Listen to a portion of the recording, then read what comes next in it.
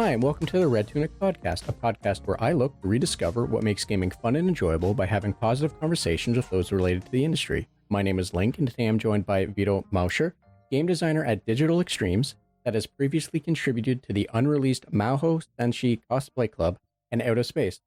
Hi, Vitor. How are you doing today? Hi, I'm doing great. Thank you for inviting me. Very much thank you for joining me. I appreciate you making the time to have this conversation with me, to let me steal you away for, to bother you about questions about video games and such. I love that. No, don't mind at all. Like this is, I love like hearing podcasts in general, and just being able to chat and have it guided in a way that's like leads to interesting conversation. It's definitely something I enjoy. So it's been a pleasure, honestly. Awesome. So, Vito, just to get us started, if you don't mind telling me and anyone listening a little bit about yourself, just so we have like a baseline of who you are, in case I missed some important things in that very short introduction. Sure. Yeah. So, well, I think the introduction was pretty good. Like I worked with video games since 2014. I think it was a weird era in my life where I just shifted from whatever the hell I was doing back then to finding out that it was possible to work with games, and then I fell in love with it. And I feel like most of the people that work with games are kind of like have a similar story of just realizing it was a possibility, and then started like following that dream. And then I've been researching and playing and making games and studying them since then. I've mostly worked with like indie games. I had my own company for a while. It was hard to maintain it, to say the least. And at the same time, I was working with Behold Studios, which is like the out of where I worked on Outer Space and Mahou Soju. And then now I'm just like settling for a different experience, something that's gonna be a little bit out of my comfort zone, but at the same time more aligned with what my life is asking me, which is like working on a bigger company and designing a game that's like 10 years old. So yeah, that's pretty much my summarized journey so far. So, thank you for that summarized journey. And like, I don't think anyone's smart. I should put it this way, not to take too much of a shot at some people, but I don't think anyone smart would be upset or like look down on someone taking what presents as like a more stable like platform. Mm-hmm. Platform is the wrong word. Stable like position, and I don't mean that in a negative way, but I think anyone that has worked for smaller indie companies or worked on, like you said, your own little company, I don't think anyone would look at that and be like, oh no, that's the better approach when it comes to the sense of stability. And like when your life demands or craves some more stability, I think that's always the smarter, or I shouldn't say smarter, that's the safer approach. Because I personally have taken the safer approach for something more stable. And I don't think, like I said, I don't think anyone should fault people for doing that, because, sometimes it's just the smart thing to do. Like you said, you're more aligned with your life and what have you, right? Yeah, I feel like not to like drag a completely new subject into the conversation, but just I feel like there is a little bit of a like people like to romanticize suffering when it comes to art in general, and when it comes to like making indie games, it has this kind of like this, we all suffer together, like we're struggling together because it's a hard market, and we are indeed like fighting against the odds to survive and as indie developers, and while that is like very good in terms of like creating a community around that, and having support groups to kind of like compensate for the hardness of it. I think it also kind of like it can possibly get us stuck in that position of like not seeing any option, any alternative, or seeing any way out.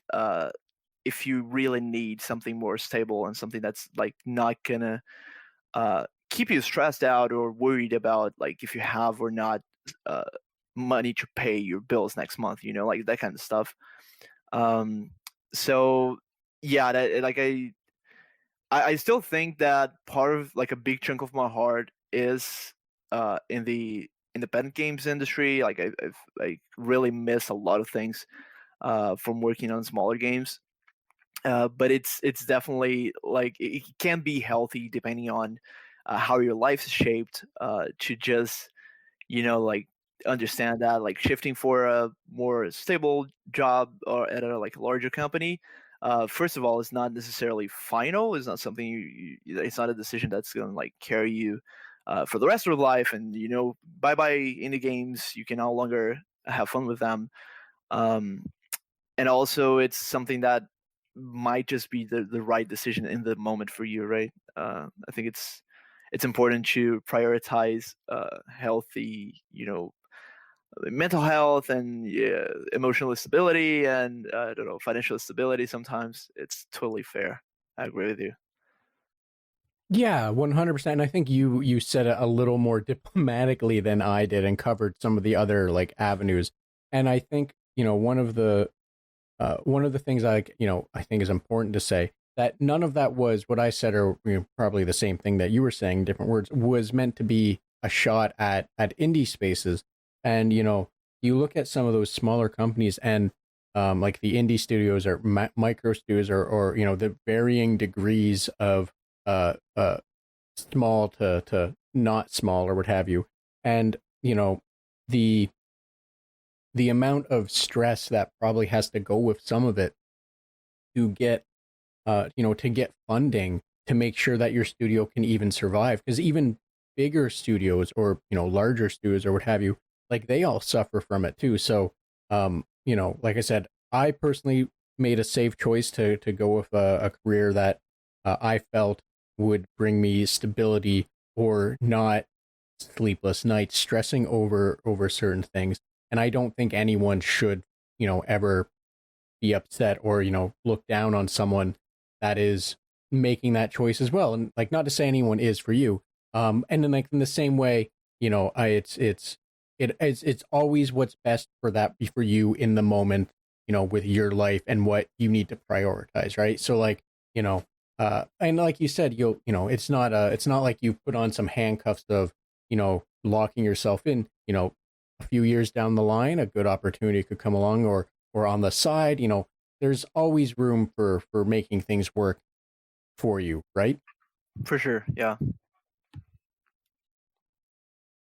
So, Vito, just to, sidestep out of that one a little, because I suck at transitions. I'm absolutely horrible with them, always have been, probably always will be. So let me just sidestep straight into this one instead. Now you mentioned in about 2014 you shifted from an entirely different career path into making games. So would you mind Yep. speaking a little more to how it is you got into developing and making video games? Yeah, sure. I love that story, honestly, because it's I don't know, it's kind of crazy to think that it happened and that my entire life was shaped because of that moment. Um, so I used to study mechanical engineering at the university. Like I was miserable. Oh my god, it was horrendous. Like I hated it. I got inside mechanical engineering thinking I was gonna like become Tony Stark.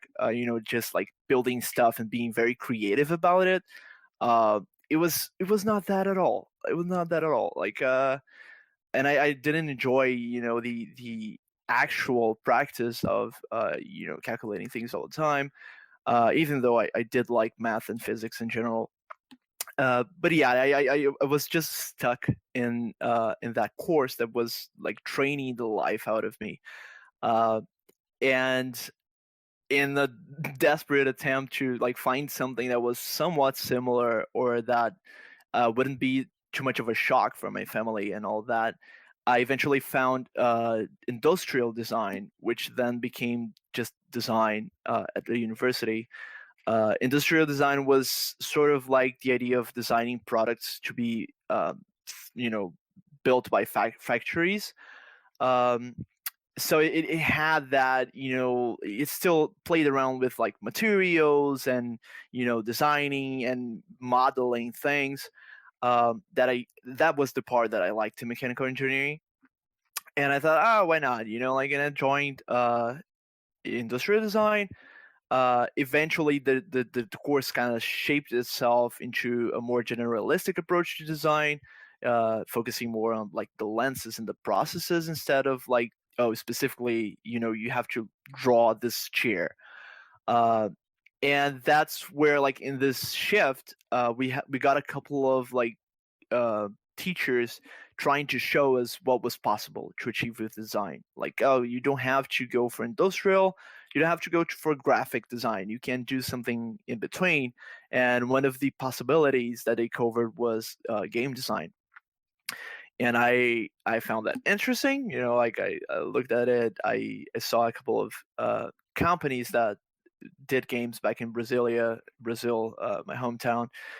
Um, and they, like they showed their games. They told us of their like stories and how they became a thing. Um, and that kind of like, I don't know, it clicked with me. Obviously, I love playing games. I always did. So I just thought it would be an interesting opportunity, at least to try, to make a living out of that passion. Um, Little did I know that that was gonna like completely affect the way that I enjoy games for the rest of my life. But anyway, um, and then I just started, like, I talked to my teacher. I started just getting inside of video game related projects inside of the university.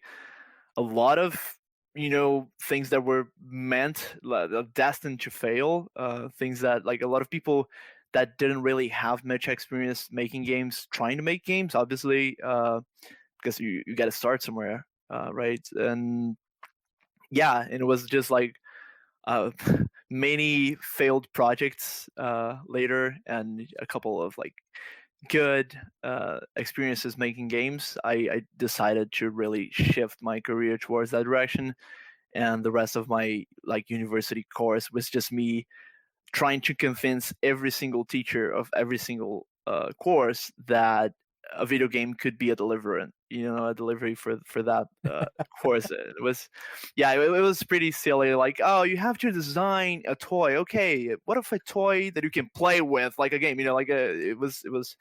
I was forcing it a little bit, but it worked out. Like in the end, I was feeling pretty confident that that's what I wanted to do for the rest of my life, and I was lucky to have the opportunity to keep working on that afterwards. So, thank you for sharing that. And I really like the idea of effectively strong arming everything you did to try and be video game related. Um, Yeah. as someone that went through a program for general graphic design, I'm not unfamiliar with the process of like you get a spec and what have you, whatever. Um, I I'm very impressed that you had the confidence to do that. And I say that from the standpoint of I was someone that did my best to stay firmly inside of the spec, uh, despite the fact we were always told to, take chances. This is the place to make mistakes and what have you. So, I have the utmost respect for you to have the confidence to walk up to a professor or a teacher and go, what if this toy was actually a video game? Like very much respect, very, very impressed.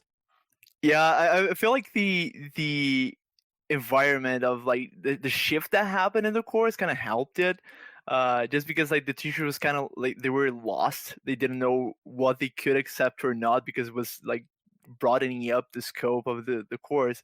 So it was like, maybe you could accept this instead, or What if we just shaped whatever the hell I'm supposed to deliver into a video game or a playful experience? And even on like making apps, I would like gamify the hell out of them. So yeah, it was just like having fun with the limits of working with video game related things, even though I couldn't make games for every single course I did. It was fun. It was fun. Yeah. And I think that's like the best part to hear, that you had fun getting to do it, enjoyed yourself. 'Cause, what else should you do at school? You should have fun. You should enjoy yourself. It's Yeah, crazy for otherwise. sure. Um, Now, based on this, and I don't know how this is going to go, just because you started as a mechanical engineer, in industrial design, and a pathway leading to game design, sounding like your own doing at the end of the day there. But from your experiences, and this can extend outside of school as well, right? But from the experiences that you've went through, are there any words of wisdom that you could share for anyone that might find themselves in a similar position, or not, what have you, right? Just whatever kinds of wisdom you think you could share, by all means, please. Sure, sure. So yeah, I guess if you're studying and you aim to get into game design or work with games in any way, any capacity, uh, I think like trying to get connected to the scene and just like getting in contact with what it looks like to make a video game um, can always help. Like it will never hurt you. I say that as someone who like again shifted basically all of my projects to something related to video game. But even the ones that weren't necessarily making a game or giving me the experience of working on a video game design experience, I had to do a lot of video game related research, and I had to get in contact with a lot of people that worked with games, and that by itself was like very valuable for me in the long run, especially like just being able to see opportunities to connect to people that would not only enrich my experience as human, like I love connecting to people in general, but would also bring me a little bit of that, what it's like to be working with games, like how does it feel to be in the industry, what does the industry look like, what kind of you know what effects of the experience of a player in every step of the way. Like for one of the courses I designed a video game controller that was like accessible and all that, and it again it's not even close to designing a game, but just the research that I had to do for that, and like the people that I got connected to while trying to understand what accessibility looked like for video games, especially in terms of controllers. I still carry that with me, and I still apply a lot of that in my career. So, and especially if you think about video games as an industry that has a lot of people that come from outside of it, right? That comes from like different backgrounds and different experiences.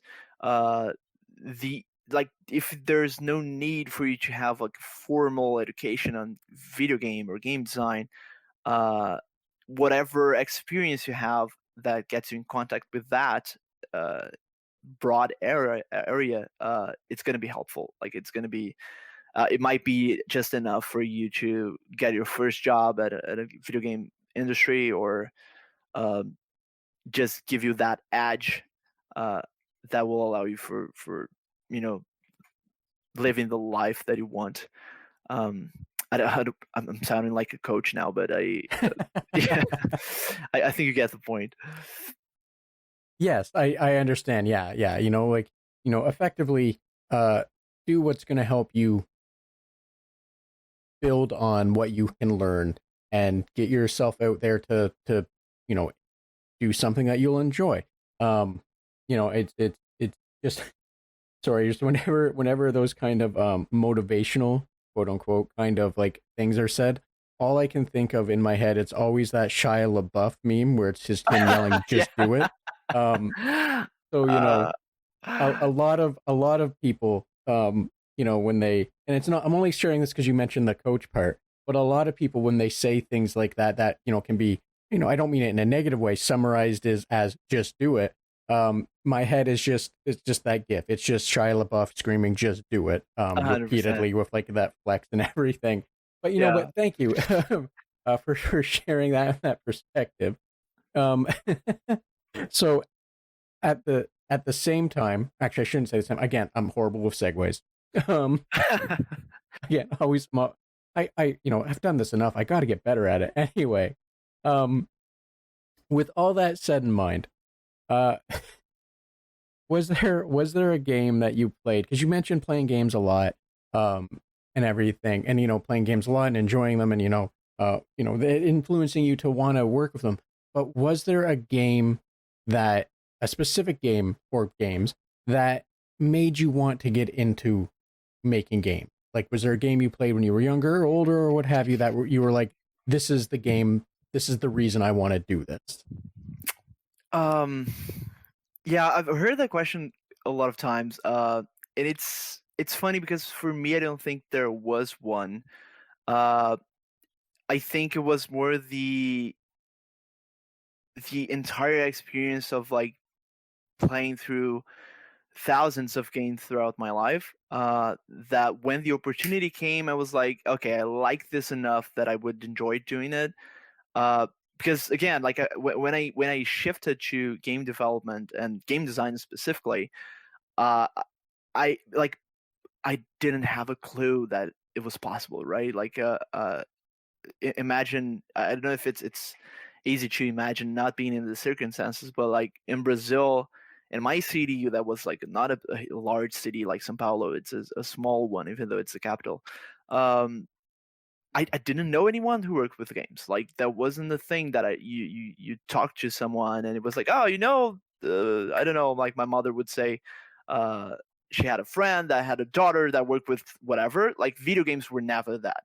Um, I didn't know of anyone who worked with video games. So until I got in contact with that and the idea clicked in my mind, I just dismissed completely the like remote chance of working with video games.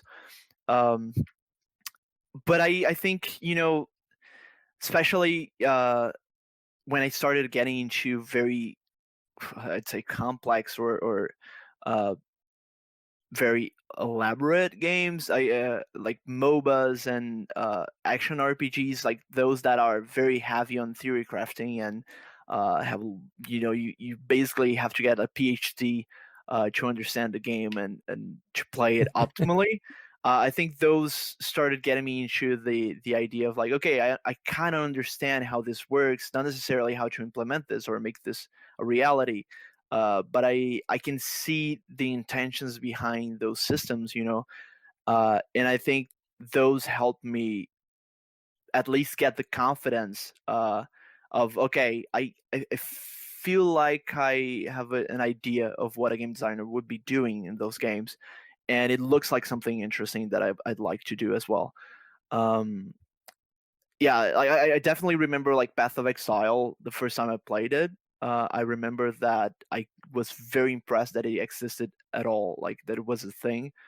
I opened the passives tree and I was just gnawed that someone actually did that, like created that, thought of every node and designed that path. Oh, it's incredible. And I like again I didn't even have the game design knowledge to look at it on a more critical way, but it was just enough to think that someone was behind that and that it was a system that worked and that a lot of people were interacting with it and loving it, including me.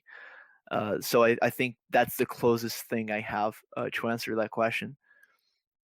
And that's very fair. And like I I think I might need to preface in the future that sometimes, like you said, it's not just a single game. And I for anyone that's listening, and isn't aware, when it comes to Brazil, especially, I don't know about other South American countries, but Brazil, especially, for the longest time, I don't know how it is now, but like video games were a very expensive thing. I remember Yeah. back when the PlayStation 2 was, I don't want to say at the end of its lifespan, but let's say like, if it was let's say it was getting close there. The PS3 was announced, but it was a few years away kind of like lifespan point. The PS2 at that point was like $200 Canadian, maybe, was the slim model. And from, if I remember correctly, at that point of time in Brazil, it was like the equivalent of like $900 to $1,000 American. Um, so like uh, playing video games, it makes sense when you say it's kind of all of them because just the way that Brazil was set up for importing and export or what have you when it came to video games, it was not a easy thing to get a hold of because they were expensive and always seemed to have been. Yeah. So just to add like a bit of context, not to say like that's why in your case, but add a bit of context for Brazil in general, because that, yeah, it's a wild thing. Yeah, and Um, that kind of like reflected on the industry itself, right? Like, clearly, you have a notion of what was happening there, but like, uh, just how affordable video games were, or not affordable at all in that case. Um, it just had a huge impact on how late the video game industry was for the party, right? Like, a lot of people uh, struggle to consume the video game in the first place, so very little people would get inspired to seek those kind of careers. And like, I I haven't got like, I'm relatively young in the grand scheme of video game consumption, and like the history of video game Brazil. But like, I was a teenager in the PS2 era, and I like, that was a lot better than it was like in Super Nintendo, and before that it was like way more affordable. Piracy was playing a big part as well. But even with access to video games, like no like better access than anyone had before me, um, I still didn't think it was possible to work with the game. So there's like a clear delay on getting accessible video games, and then a couple of years later, really seeing a scene shine of game developers, and not having like everyone that wants to work with games uh, just moving abroad, right? Um, so yeah, definitely, like, it's a different context. It shocked me a lot to come here to Canada. Like, now I live in Toronto. It shocked me when I came here and I started like hearing of people that worked with games all the time. Like, oh, this random person you crossed on the street, or this friend of mine works at Ubisoft or whatever. That was very shocking to me because, like, in Brazil, I would only meet people that worked with video games at video game conferences or places that were, like events that were made for developers, not necessarily like finding people on the streets or just random people in my family that works with video games. No, that was not a thing at all.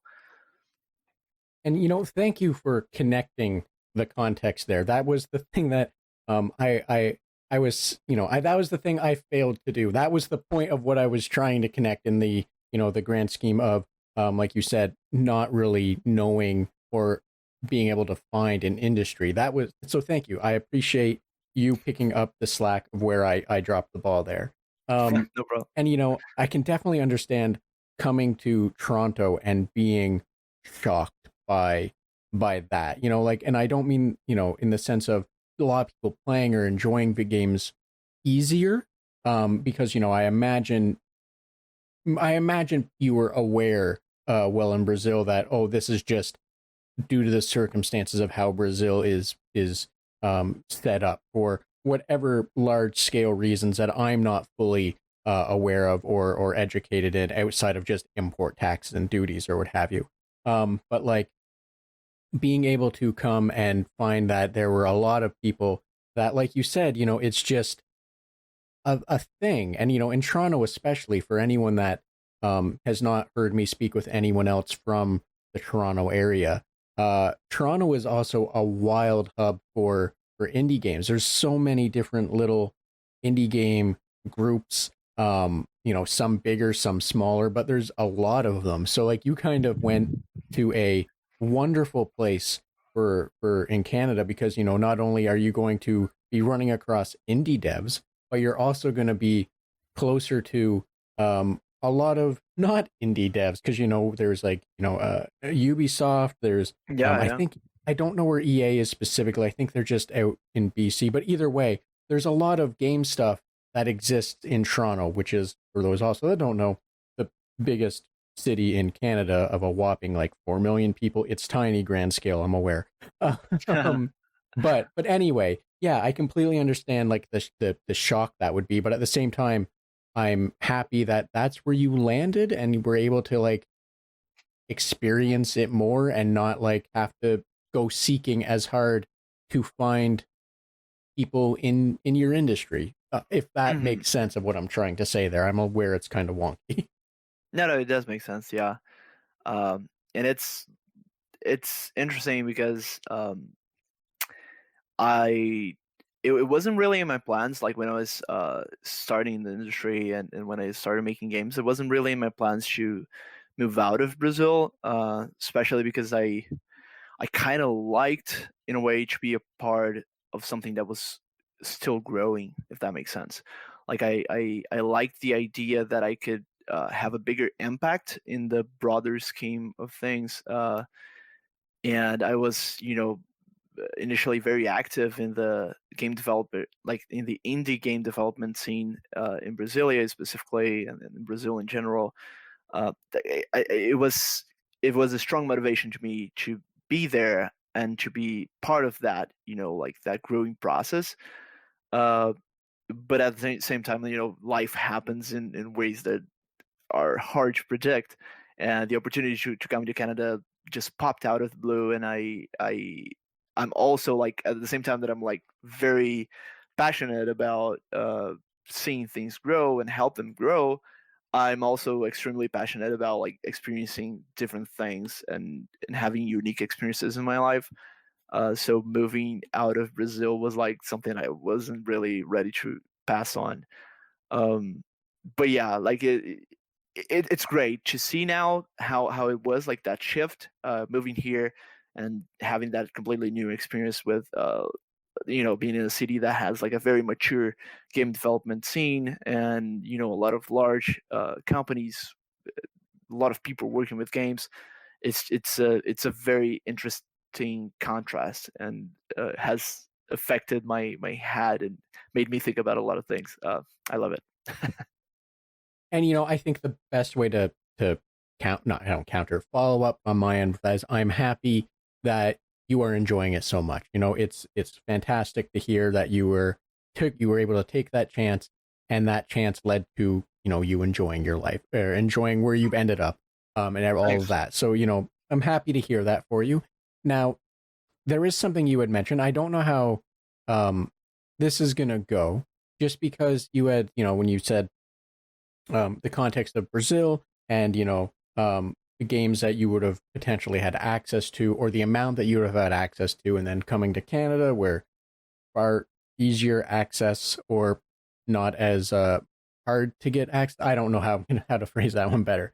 However, between now between then and now, how do you enjoy gaming, and what is it about gaming that makes it so enjoyable to you?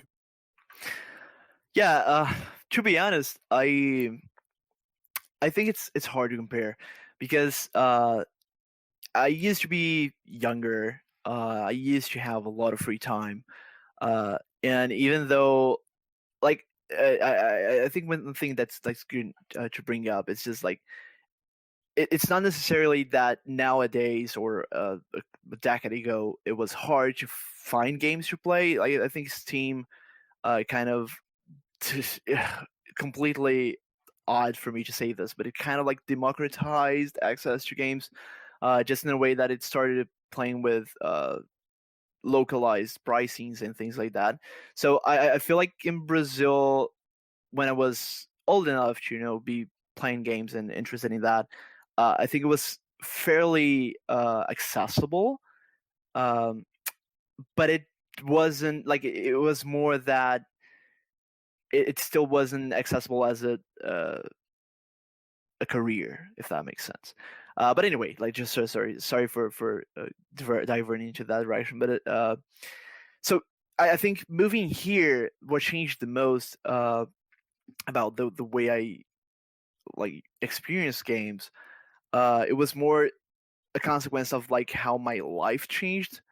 Um, so like I think I've only bought like 3 games after I've moved to Canada, and that's basically because nowadays I've only I mostly play either live service games, because those are the ones that connect me through to my friends, and give me the social aspect that I started craving a lot on video games, especially after the pandemic. And also because I really don't have much time to play anymore, which is bonkers to me. Like it's something that I never thought it would happen. Not that I'm like, oh, I'm old, I'm complaining about it. It's just that moving to Toronto specifically, like on a very personal level, I started enjoying the city more, if that makes sense. Like back in my hometown, I had the feeling that I knew everything, right? I knew all the places, I knew all the people that I had to know, um, and it just lacked that novelty that moving to a new city brought me. Um, so now most days, if I have free time, I just rather like go out and find a new place, eat at an interesting restaurant, or I don't know, meet new people, have to have a chat with friends. That that kind of changed how I approached my free time, and as a consequence, I don't play video games that much anymore, except when I'm working with video games, like the entire day at a full time job that I have to play my own game at least. Um, but yeah, I think throughout the years, like just to have a decent answer for your question, I think throughout the years, I went from playing 100% for pleasure, uh, to playing for references and playing as like a study case, and that was like the good chunk of my career. It was just like mostly playing games to pick up references and learn what people were doing with them. Uh, and then I felt very tired of that. Like it started to feel like a work and a chore. I was not necessarily having that much fun with games, with like some exceptions, right? Like there was always a game or two that are gonna like put bring you back to the mentality of a player, like out from the analyzer, from the designer looking at this piece of tech, and be able to really enjoy it as a you know just someone who's playing it for the first time and having fun.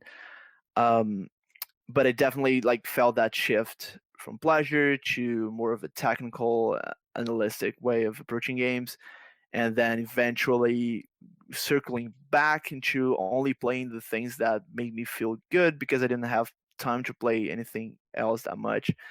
um yeah, it's a very complicated journey, to be honest, because there's the push that I had to finish every game, that burned me out a lot for like playing multiple games at once.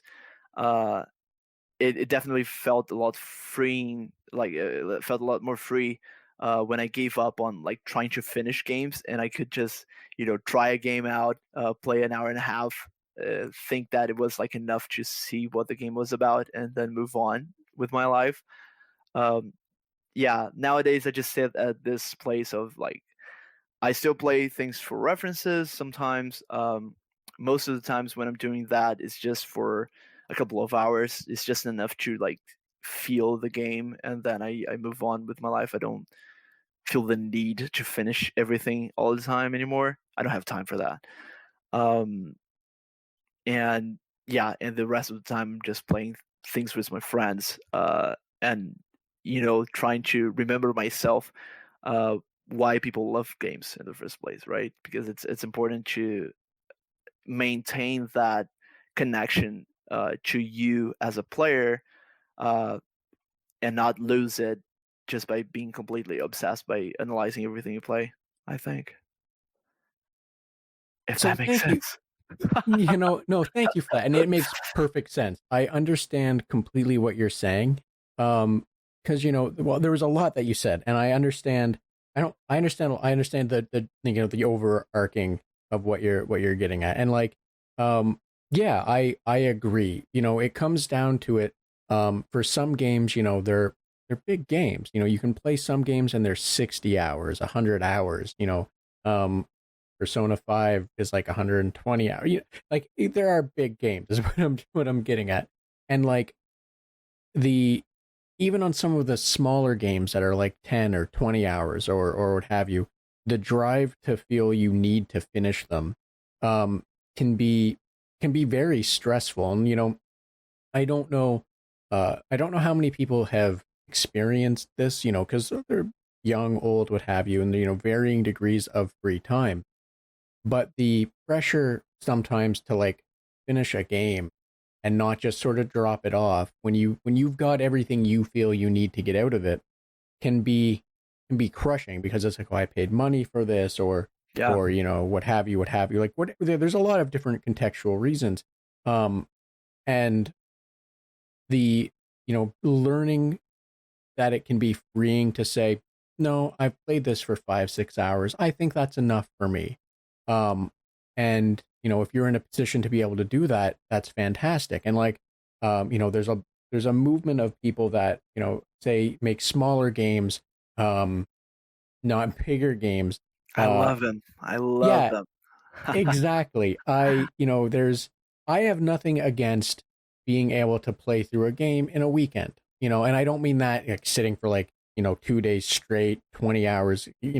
I don't mean that at all. I mean, being able to play a game casually over the weekend and go, that was a fun game, I finished it. Like a 5 hour, 6 hour game, shorter, longer. Like short games are fantastic when you have all these other things that you are trying to juggle and prioritize in your life. Like, like you said, coming to Toronto, and the difference between Toronto and Brasilia, feeling like you knew Brasilia. And I don't, I can't speak for the knowledge of Brasilia, but I would assume, or maybe even presume, that it's kind of like a mono culture, that it's very much going to be a Brazil kind of thing.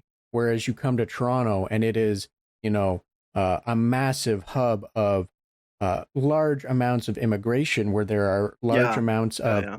different kinds of things. So I don't know if that's what you were getting at, but like I can understand, coming from one place that might be kind of similar to a place that is very much not, and being like, oh, there's a lot to explore, a lot to try and learn and do, right? So Absolutely. Yeah. I, but the whole part of that is I get the smaller games. I get, I get all of that as well. I think anyone, you said something interesting. I think more people should learn to use this. That if you're younger and your parent says this, or your partner or what have you, and they say you're playing too many games, just say you're doing it for research purposes, and hope that works. Hope that is a hand wash and they leave you alone, right? It worked for Um, me. It worked for me for a long time. Awesome. I'm glad to hear that. Uh, now, I do want to ask this, because we kind of touched on it. So, outside of games, outside of playing games or making games, because that seems to be more what you do, um, or outside of playing games to connect with friends, which is a very valid thing to do, especially after we went through the pandemic, where uh, we were locked inside for a Yeah. year or so.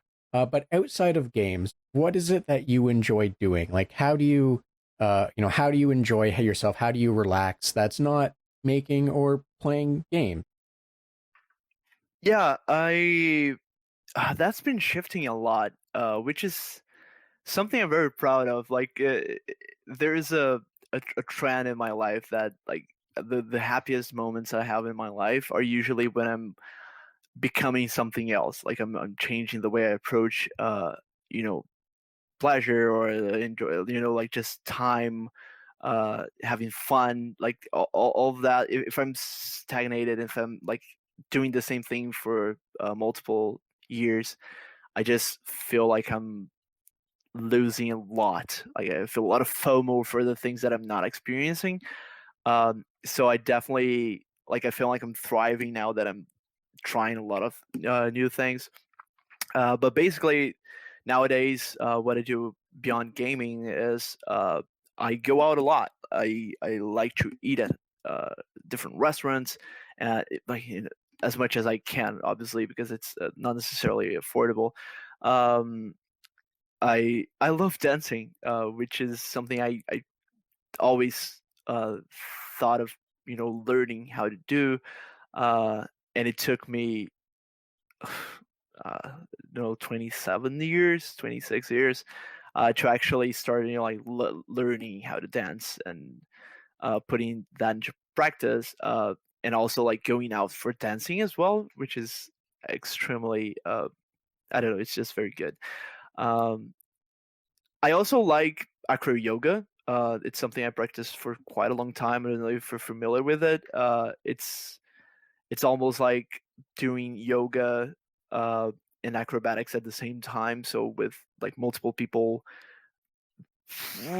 making each other jump and spin and rotate and do weird things.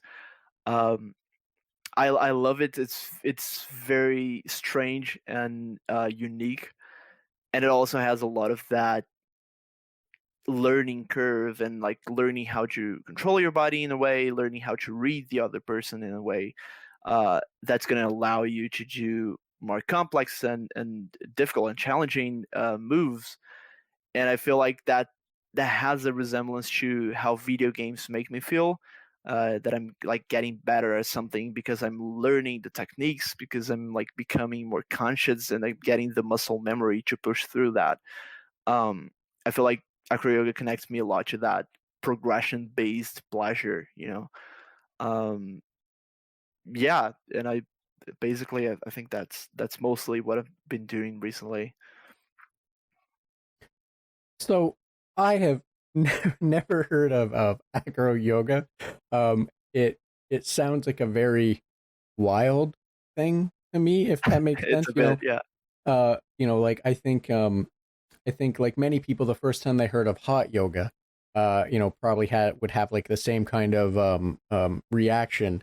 Um, the escalation from like yoga being in like a conditioned room to hot yoga being in effectively like a sauna, and Uh-huh. then acro yoga where it's back to the conditioned room. I'm presuming, but now you're basically doing tumbling lessons while someone is, um, I'm assuming to like put you into a position or hold you into a position or something. I'm Yeah. sorry, I'm struggling to visualize it- how this works without it being just like, oh, this person's doing a front flip, let's grab them and stretch them out kind of thing. yeah, like imagine do you know those things that cheerleaders do, that like they go on top of a base, someone who's like holding them, and they then can just like do flips and things like that.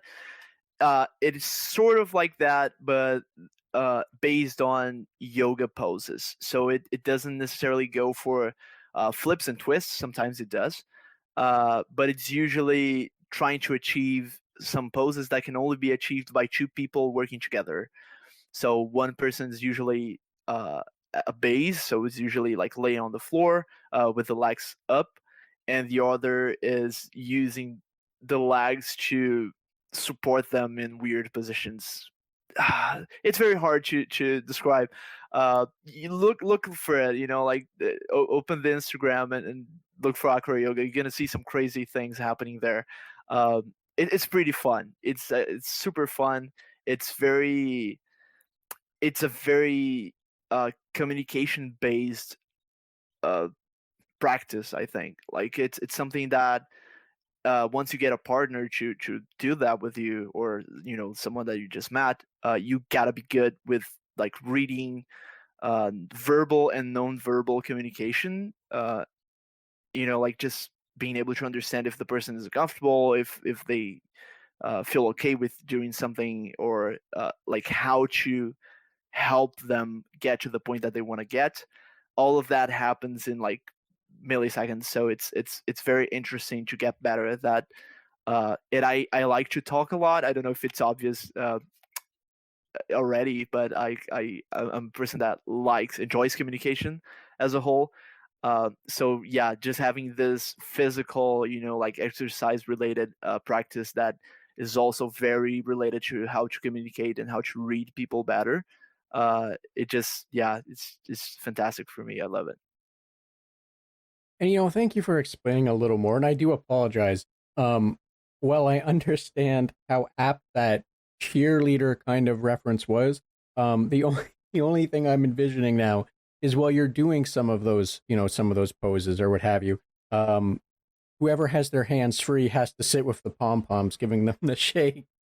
Um, whether I highly doubt that is how it works. However, forever now in my mind, that's what I'm gonna see. So thank you for explaining, and also thank you for the very improper, I think incorrect visual aid in my mind. That is, you're helping someone balance up on your feet, and they're jazz handing away with some pom poms. Sorry. It's not that inaccurate, to be honest. Oh, okay. Fantastic then. I'm glad that I was kind of in the ballpark. And thank you, regardless, thank you for humoring my idiocy on that one. So Vito, sorry, I want to ask this, and I think this might be a good way to wrap it up before I start to let you go or what have you. But as someone that came up, that worked with indies when they started, someone that looked to gamify their schooling, in trying to make as many things as they could game related or game adjacent, and has had the stress of working for your own little company, and all of that entails, and work for small and big and what have you.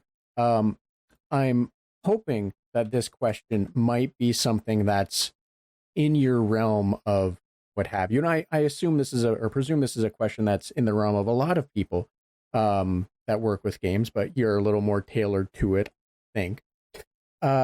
So when it comes to making games, if you were given the freedom, monetary freedom, decision freedom, or just freedom in general, a nice big umbrella there, what kind of game do you think that you would hope to want to make? I know you talked about live service games and that being the way you stay connected and what you're enjoying now or when you do have time.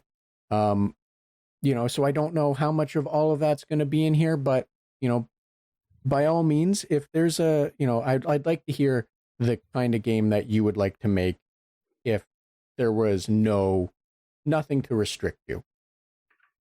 Very good question. I I ask that myself quite often, and not necessarily. I don't necessarily get a lot of good answers for it. I think I'm someone that likes the craft of making games a lot, to the point that what I'm making is a little bit less important for me. It's not important at all. Obviously, like I wouldn't love to work on anything that it's something I don't believe. Um, but there are two answers for that for me. One is I would make a very short, emotional, like story focused indie game. Probably a walking simulator. Just I just love the idea of using interactive media to deliver it's like strong narratives and impactful short experiences. so part of me would go towards that, like I imagine myself working on a project like uh, Firewatch or What Remains of Edith Finch, and I would love it. Uh, but also part of me, and I think that's the part that it's more obsessed about the process and the systems and the craft itself. Uh, would 100% just work on like an action RPG with a lot of systems going on, maybe some procedural thing happening, uh, maybe a roguelike focused on the action, like that's I think those are the kind of projects that bring the best of me in terms of as a professional. Like I just loved digging into those systems and uh, trying to bring innovation to something that's like very complex by itself. Um, so yeah, I can see myself going towards those two directions that feel a lot different, like very different from each other. But they would both fulfill me in very different but equally valid ways, if that makes sense. So, that makes perfect sense. And I think, and the reason for me that makes perfect sense is, uh, everyone, we all enjoy different things. And, you know, having like one hallway, I guess you would say, of like the things that you enjoy, or one room, or some other better analogy, um, about, enjoying multiple different genres.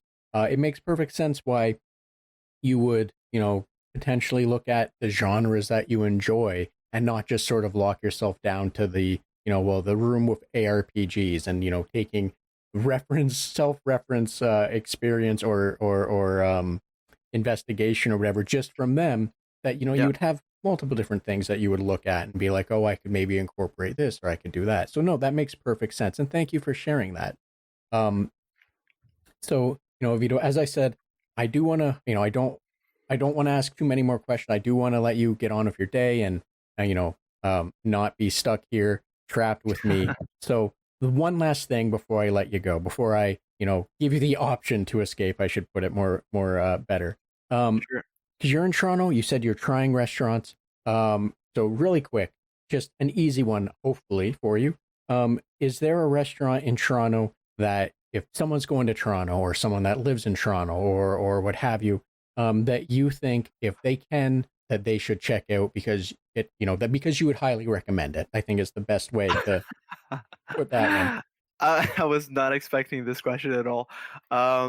It's a good one. I think immediately what comes to mind is pie, which is it's a Taiwanese. I don't know what kind of restaurant it is. It's close to Union Station. It's fantastic. It has some. Um, oh God, I completely forgot the type of food that they make. Uh, just Toronto. I'm googling it right now just so I can. Yeah, it's a Thai. Okay, so it's a Thai food place. Um, they have. I'm vegan, so they have like the entire menu as like vegan options as well. So it's very accessible, regardless of your dietary like restrictions. Uh, and the food there is just fantastic. Like I think the place is pretty cool as well. I think that's the place I would recommend, even though it's very hard to go there, because it's usually very full. So you got to get there early, but it's definitely a good place to go. Um, I'm still surprised by the question. It was so different from what we were talking about before, but it was a good one. Yeah, I think pie would be the recommendation of restaurants I have. So, I typically do tell people I don't really throw curveballs or hardballs at them, but in this case, I'm glad it was an easy hit for you. um, now, as I was alluding to before, I don't want to take up too much more of your time. That was the last question, more or less. However, if there was anything else you wanted to throw out there, a cool game, what you're doing, or something you feel more people should be aware of, by all means, the floor is yours. Also, please let people know where they can find more information about you, which I'll also include in the episode description. Oh, sure. Well, I was kind of ready to answer a question about favorite game because that's like usually thrown around. So I'll just take this shameless opportunity to tell people to play Nier Automata because it's a freaking great video game and I love it. And I will not skip a chance to evangelize Nier Automata to other people.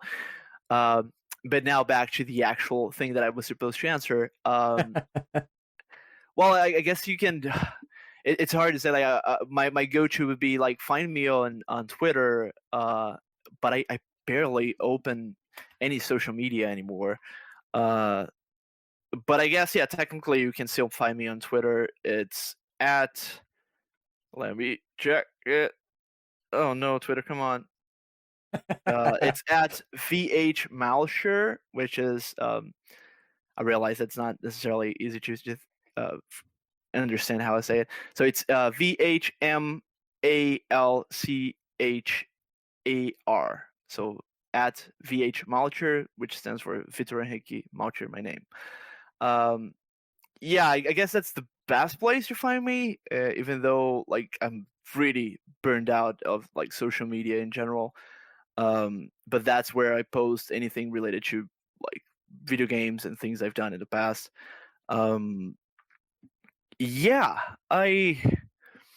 Obviously you can reach out to me on Discord as well. And I don't really know how the tags work on Discord anymore.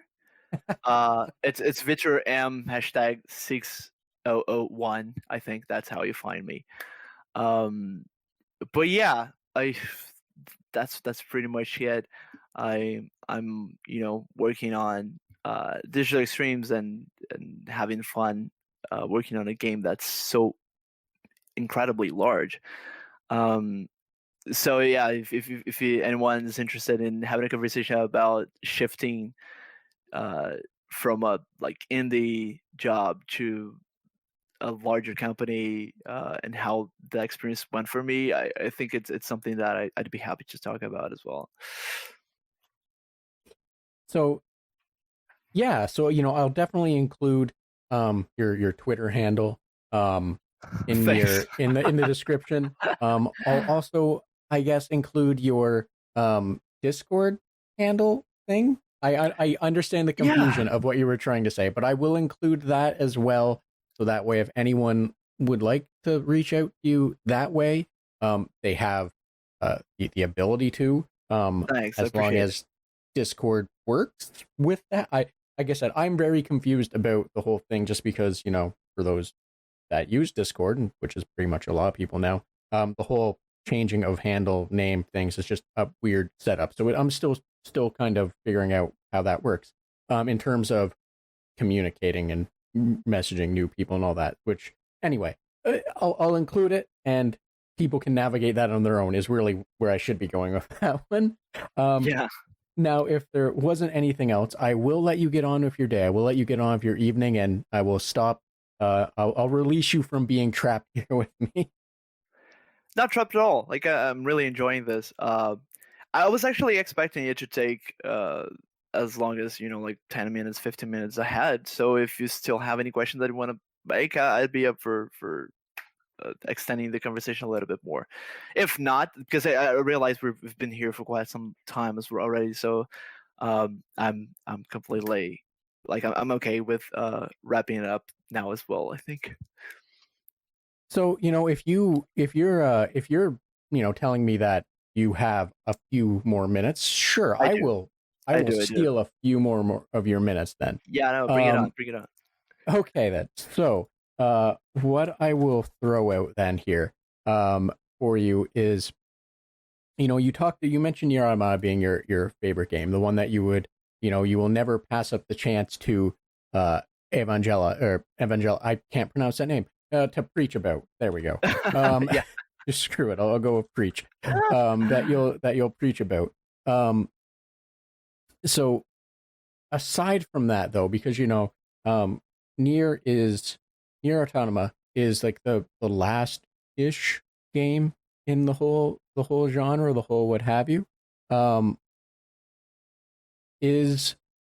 wondering if you've looked at the not Nier, like the rest of the Nier games, Nier Replicant or Drakengard or Drakengard 3. I'm wondering if you've had the chance to experience those, just because, as anyone that's played Nier Automata is a fantastically wonderful game in terms of the engine, of the system. Platinum did amazing with that. But the other side of what makes Nier great is the absolutely bananas story. So I'm wondering, if you've had a chance to experience the other bananas stories. I actually haven't. I've read a lot about them. I've watched a bazillion videos on the previous games, but I actually have them on my my Steam. It was just that like I got them right when I kind of stopped playing that much, and that weight of okay, I have this game. It's gonna take me somewhere around 40, maybe 50 plus hours to beat. I don't even know if that's the actual length of those games, but just like long games in general.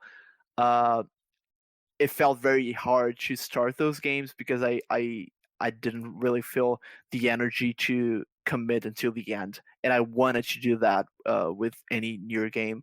I just like I know a Nier game it's not like completely experienced if you don't go all the way through it, and I've been missing a lot if I just like drop the game in the beginning.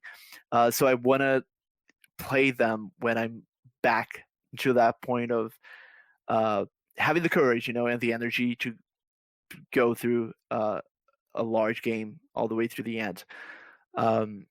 But it's on my list. It's gonna happen someday, and I'm pretty sure that when it happens, I'm gonna be talking about them to everyone I know as well. But yeah, until then, it's just Nier Automata, and I love it. And it's funny because I actually played that game twice.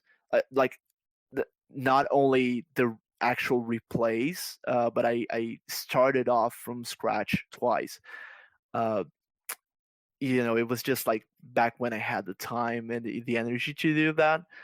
And I love it. Like I really want to get into the next one or the previous one or whatever comes out. I did try the gacha version of it, because I played Genshin Impact for quite a long time, and the worst thing about playing Genshin is that your entire ad profile becomes gacha games. Like you do not get any ads from anything else. It's only gacha games, usually very egregious ones, and sometimes not safe for work stuff as well. But anyway, and yeah, and I just saw the ad a good bazillion times for the Nier gacha game. I tried it. It seems to be trying to get, it seems to be trying to stand out with the like narrative part of it, like trying to maintain that atmosphere and mystique that the games have. But the mechanic didn't click for me. Like I felt it felt like the story of the game and the way it plays were fighting too much against each other, and that for a Nier game is says a lot, right? Because Nier is very in the best way possible. It's very all over the place, even mechanically. But just like the gacha part in it, I don't think it clicked very well with me. So I ended up dropping that one, unfortunately. So that what you said makes a lot of sense in a handful of ways. As someone who is who casually plays one or two little gacha games, one more so than the other. It's the Dragon Ball Dokkan one. Just to throw that out there and wave it away real quick. But as someone that is familiar with then getting inundated with ads for gacha games, some very egregious, some very, wild. Personally right now, Twitter is serving me up a lot of Queensblade, um, a lot of Queensblade ads. I don't know why. They apparently are like one of the few people still paying for ads, I guess, on Twitter to keep the lights on. But I'm no stranger to the absolute insanity of some of them, and getting inundated and being like, okay, let's not touch that one, but we'll look at some other ones. But aside from that, I completely understand what you mean when you say Nier kind of doesn't lend itself to a gacha. I don't know how much influence Yoko Taro had. I believe it's Yoko Taro, how it's pronounced. Had with it in terms of story, but the not not being a gacha and more tied to your own capabilities, I think is always better for games in general, where you don't have to worry about maybe paying extra just so you can enjoy the rest of the game because you want to be able to not grind for 20 hours on a boss or what have you, right? Yeah. But if you ever do have the time, I would encourage you checking out Nier Replicant, because Nier Replicant is the more or less, I think, a very good introduction as to why Nier Automata is the way it is. But if you ever have the chance, and these are incredibly easy games to emulate, full stop. Well, I shouldn't say that because I don't know about Drakengard 3 or 0. I can't remember what it's called. The prequel, sequel nonsense. But Drakengard is, if you ever have the chance, that is a interesting one to do. Story-wise, thematically and everything. It is well worth the time if you can stomach the gameplay that, by Yoko Taro's own admission, was not meant to be a fully enjoyable game.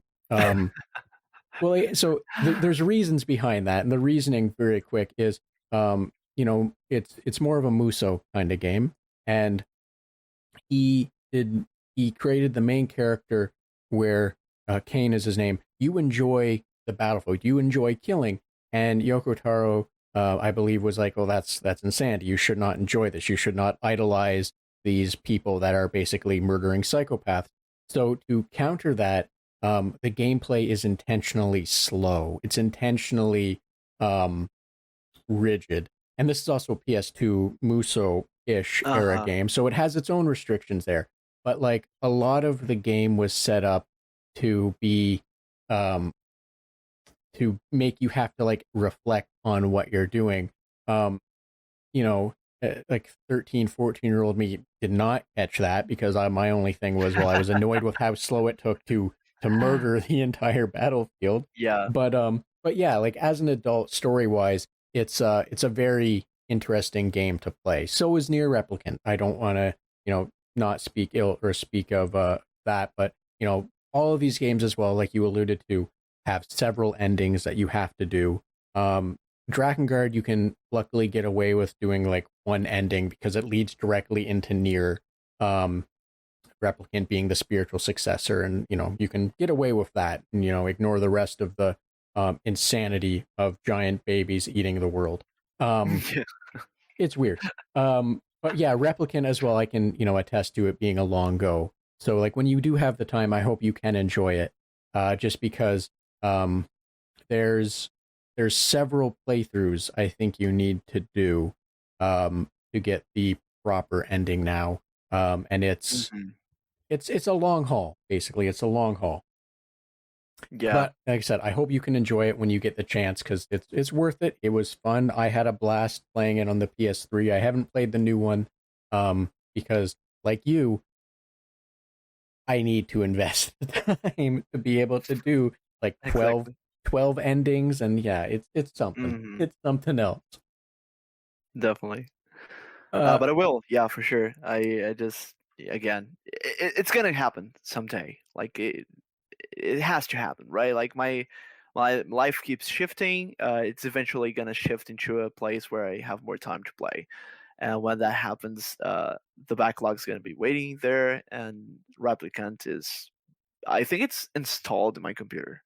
I just haven't played it yet. Well, like I said, I hope you can get to it. I hope you can enjoy it. Now, as I did say, I am going to let you go. I do want you to get on with your evening. I don't want to intrude on potential other plans you might have, maybe if you're running out to another new restaurant or what have you. So I do want to let you get on with your evening, but I will also give you the chance once more. If there was anything else you wanted to throw out there, by all means. Yeah, I just like to thank for the opportunity. Honestly, like it was, I had a great time. It was very fun. I love talking about things. I love talking about games. I love talking about. I don't know. I've grown very fond of reflecting upon my journey and my career. I just take a lot of pleasure in seeing how it all changed. Like my life changed. My had changed. My ideas and the way I see the world changed, and all that is somewhat related to video games, because in a way they're my life. Um, but yeah, just thank you for the opportunity. I had a lot of fun. Um, Everyone listening, if you're seeking that career in games, just try to go for games. Try to learn, study, make games. I'm actually heading out to a video game developers meetup that's going to happen close to my place. So try to find those opportunities as well, because they're very interesting. Usually lead to something cool in your life, even if it's just like a neat friendship with someone that just things that you like. Um, and yeah, thank you again for the opportunity. I had a great time. So, Vito, I will say, you're very welcome. Wow, I put way too much emphasis on that one. Sorry. You're welcome. I am happy that you enjoyed it. But really, I thank you for making the time for me, and that is why I said I put too much emphasis on the "you're welcome." It made me, when I said it, made me feel like I was saying it like, "Oh no, you are welcome. I gave you the opportunity." No. You're welcome. I'm glad you enjoyed yourself. And thank you so much for making time for me. I very much, am thankful that that you enjoyed yourself, and that you also, we were able to make this work out. Sorry, I threw myself off when I put so much emphasis on the "you're welcome." No, I'm just laughing at it. No problem at all. But no, thank you so much. And Peter, if there wasn't anything else, I will let you go. I will let you get prepared to go out to that game meetup tonight, where you can, hopefully, have some fun and meet some new people or catch up with some people. Yep, hopefully. So thanks again to Vito for making time to have this conversation with me, and thank you for joining us on the Red Tunic Podcast, as well as a special thanks to Ronald Jenkins for the use of the music from the title track from Roads Deep. And be sure to check out the episode description for links to socials, websites, and other means that will allow you to learn more about or support Vito and the podcast. While you're doing that, also be sure to like, follow, and be sure to share if those you think might also enjoy it. Thanks. Till next time.